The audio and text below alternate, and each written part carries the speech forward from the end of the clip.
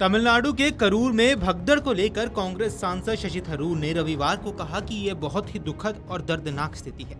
उन्होंने कहा कि हमारे देश में भीड़ प्रबंधन में कुछ गड़बड़ है। हर साल कोई न कोई घटना होती ही रहती है। हमें बेंगलुरु की घटना भी याद है। जब हम इन भगदड़ों में बच्चों के मारे जाने की खबर सुनते हैं तो बहुत दुख होता है।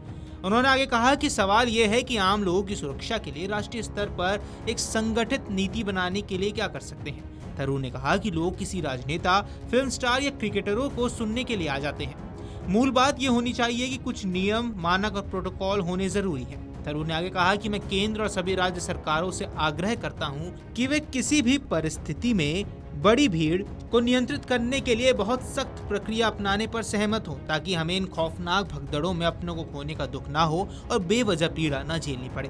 कांग्रेस नेता ने कहा कि दुनिया परिवर्तनशील है, बहुत सारे बदलाव हो रहे हैं। मैं लगातार न केवल विश्व व्यवस्था की बात कर रहा हूं, बल्कि विश्व अराजकता की भी चर्चा कर रहा हूं, जिसका हम सामना कर रहे हैं। इन परिस्थितियों में चुस्त दुरुस्त रखना होगा। मुझे लगता है कि हमें इन बदलावों को लेकर सतर्क रहना होगा। जितने भी विकल्प हो सकें उतने रखने जरूरी हैं। उन्होंने आगे कहा कि मैं बहुध्रुवीय अवधारणा में भरोसा रखता हूं, ताकि हमारे दरवाजे सभी के लिए खुले रहें और हम किसी एक देश के प्रभाव में ना आए, चाहे अमेरिका हो या चीन। हमें इतना कमजोर नहीं होना चाहिए कि दूसरे के मनमाने फैसले का शिकार बन जाए। इसलिए हमारे पास अपनी ताकत, साहस और क्षमता होनी चाहिए, ताकि हम पैरों पर मजबूती से खड़े रह सके, चाहे हमारे सामने कोई दस्तावेज बंद हो या दूसरी तरफ कोई खिड़की खुली हो। उधर तमिलनाडु के करूर में 27 सितंबर को तमिलगा वेत्री कजगम यानी कि टीवीके की रैली के दौरान हुई भगदड़ को लेकर अन्ना द्रमुक महासचिव और पूर्व मुख्यमंत्री ईके पलानीस्वामी ने पुलिस और प्रशासन पर गंभीर आरोप लगाए हैं। उन्होंने कहा कि इस दर्दनाक हादसे की वजह से साफ तौर पर सुरक्षा में चूक है। हादसे में 39 लोगों की मौत हो गई और 51 लोग घायल हो गए। पलानीस्वामी ने कहा कि अगर राज्य सरकार और पुलिस प्रशासन ने पहले से ही सावधानी बरती होती तो इस खौफनाक हादसे को टाला जा सकता था। उन्होंने मीडिया रिपोर्ट्स के आधार पर कहा कि अभिनेता विजय की पार्टी टीवीके की रैली के दौरान बिजली गुल हो गई, जिससे वहां भ्रम की स्थिति बनी और भगदड़ मच गई। उन्होंने ये भी कहा कि टीवीके ने अब तक 4 रैलियां की हैं, ऐसे में उसे सुरक्षा इंतजामों को लेकर पहले से तैयार रहना चाहिए था। पूर्व मुख्यमंत्री ने कहा कि पुलिस की पिछली रैलियों में जुटी भीड़ और करूर की स्थिति को देखते हुए सुरक्षा व्यवस्था मजबूत करनी चाहिए थी। सरकार और टीवीके नेतृत्व को भी इसकी ओर ध्यान देना चाहिए।